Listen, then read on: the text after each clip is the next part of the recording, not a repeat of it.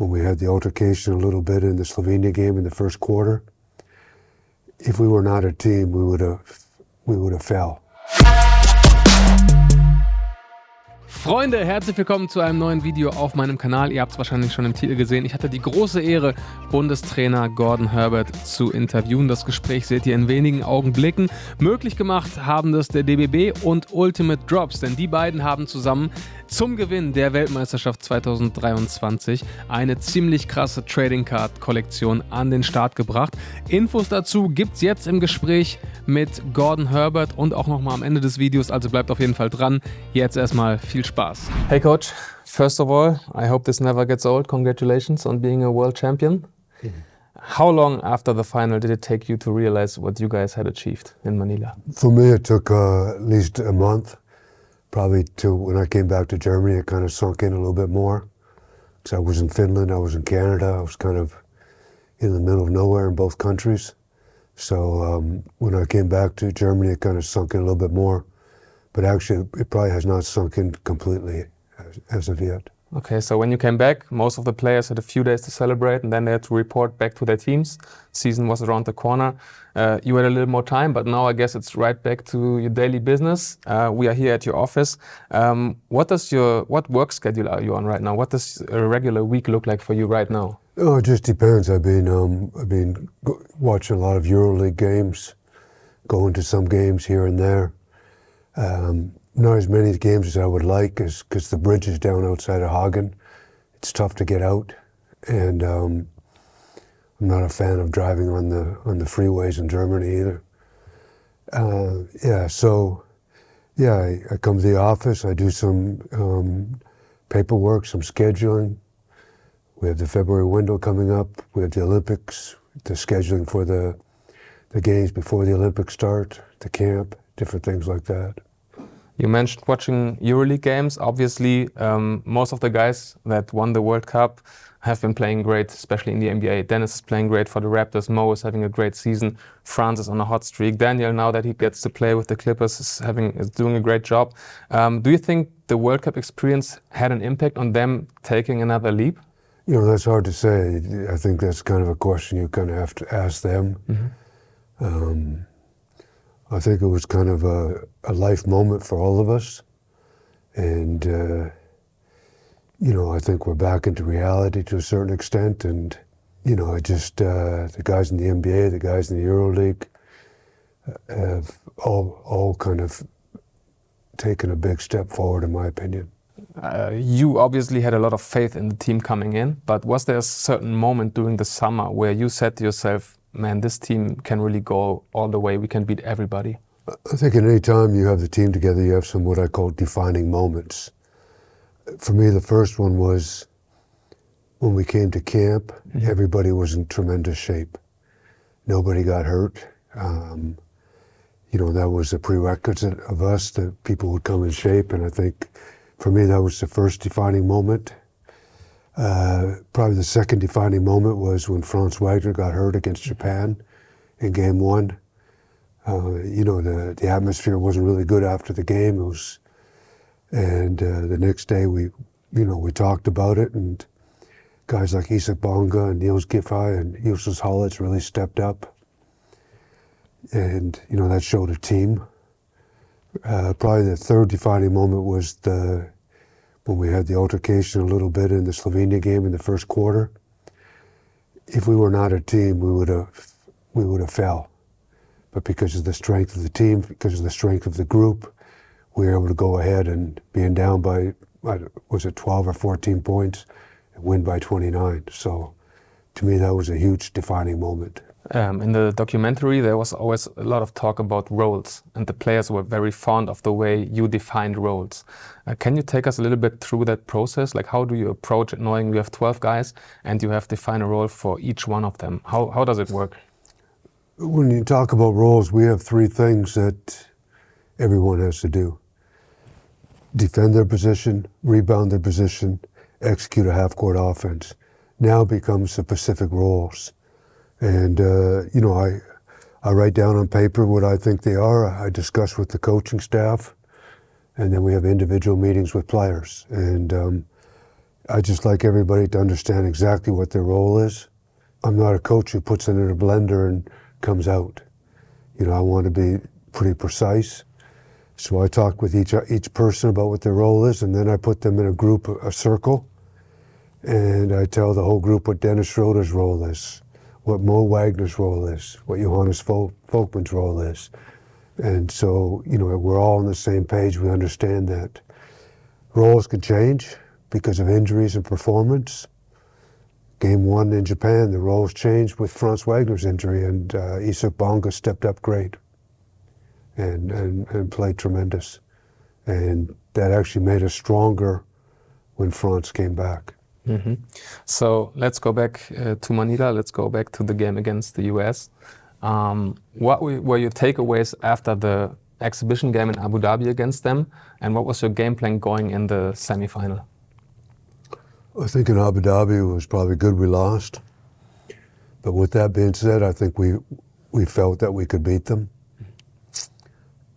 We were on the second day of we had played Greece the night before. We got a little bit tired, et cetera, et cetera.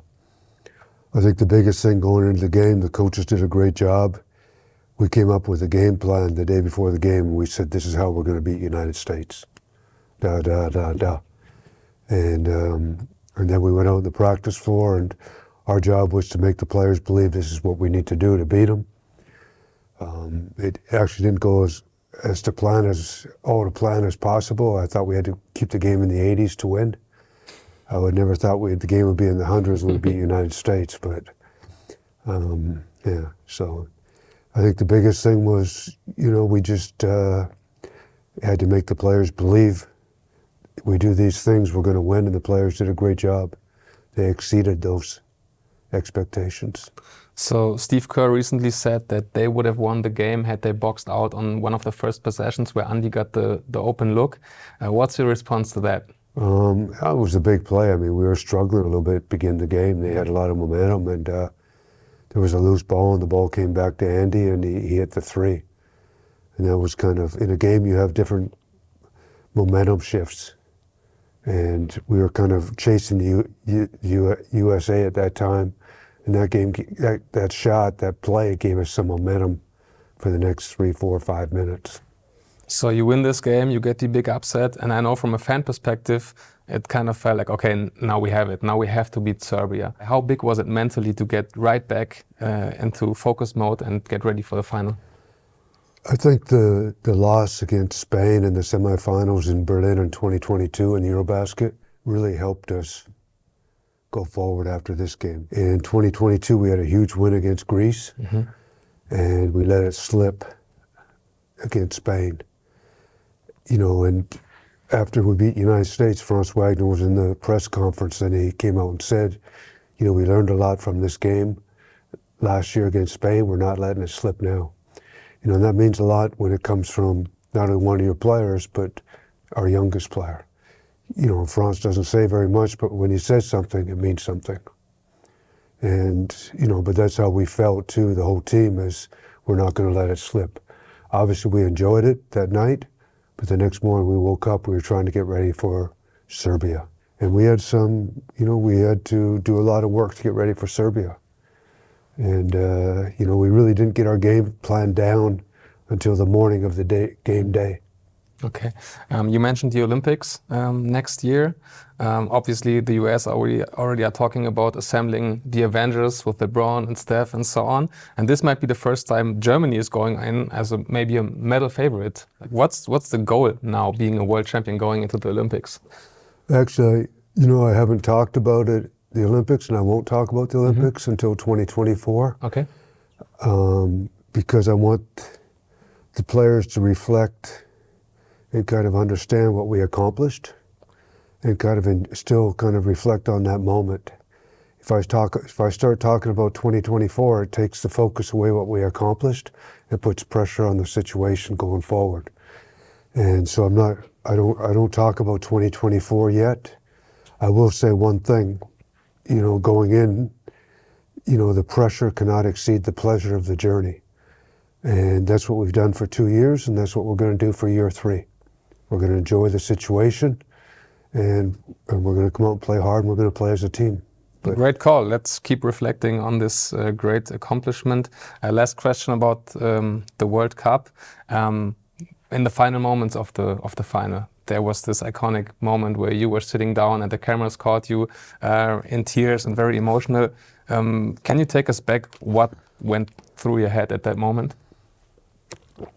really, it's kind of hard for me to reflect on it because I really didn't understand what was going on. I was looking for a chair to sit on, and I couldn't find a chair, so I sat on the floor. And then I kind of lied down a little bit, and I was just trying to gather myself and kind of really understand what happened.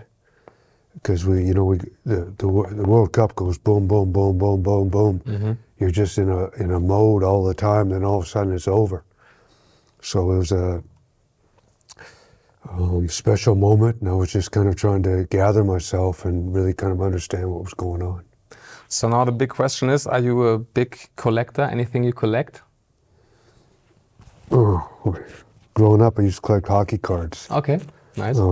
But not really. I mean, I wish I would have collected stuff when I was younger, cards and different things. But no, I'm not a big collector. Where do you keep the bronze and the gold medal? They're at my summer home on the wall. Okay. Yeah, so I'm going to make a special wall at one of the places at my summer home in one of the wooden saunas. I'm going to make a wall where I have pictures of the team and the medals and kind of showing the voyage for the last 2 years and hopefully year 3. Because, coming in, we said we wanted a 3-year plan, 3-year commitment. And so that'll be kind of the wall of 3 years. So maybe you can add this to the wall. This is a little gift from the guys at Ultimate Drops. It's the picture of the whole team after winning the World Cup, and it has a piece of Niels Giffey's jersey in it. It's game worn from the finals. Oh, yeah. The guys at ING gave it to Ultimate Drops, and this is actually for you.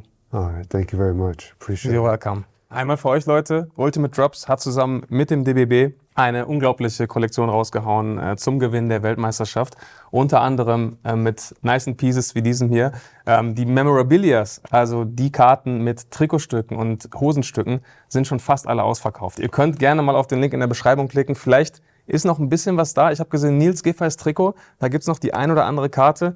Gerade bei Franz und Andi, da waren die Leute sehr, sehr schnell. Aber ihr habt trotzdem noch die Chance, derartige Karten zu erhalten, denn es erscheint die Goldbox und die Gold Lightbox mit verschiedenen Designs, und auch in diesen Boxen habt ihr noch die Möglichkeit, Memorabilia-Karten zu erhalten. So Coach, this is not the only picture. We have some other very nice designs. This is Dennis becoming the MVP. Very nice. And obviously there's a Gordon Herbert one.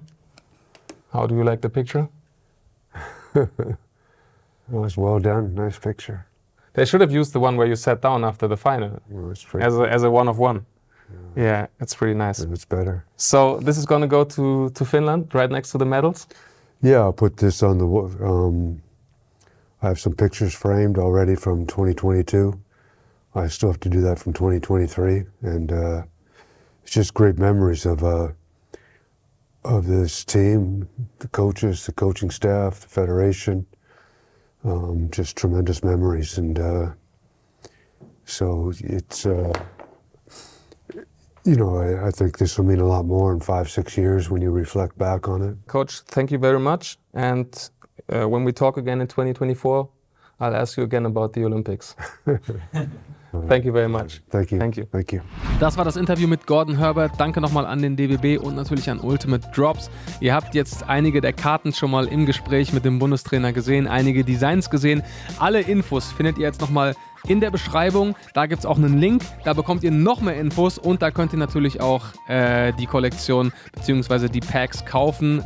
Greift auf jeden Fall zu, es sind unfassbare Erinnerungsstücke. Ihr habt weiterhin die Chance auf Memorabilia von diesem historischen Titel. Ich bin gespannt, was ihr so zieht. Drückt euch auf jeden Fall die Daumen. Wie gesagt, alle Infos in der Beschreibung. Ich werde jetzt auch definitiv nochmal zuschlagen, und dann sehen wir uns hier wieder wahrscheinlich am Mittwoch bei Shots Fired, Leute. Danke fürs Zuschauen, haut rein.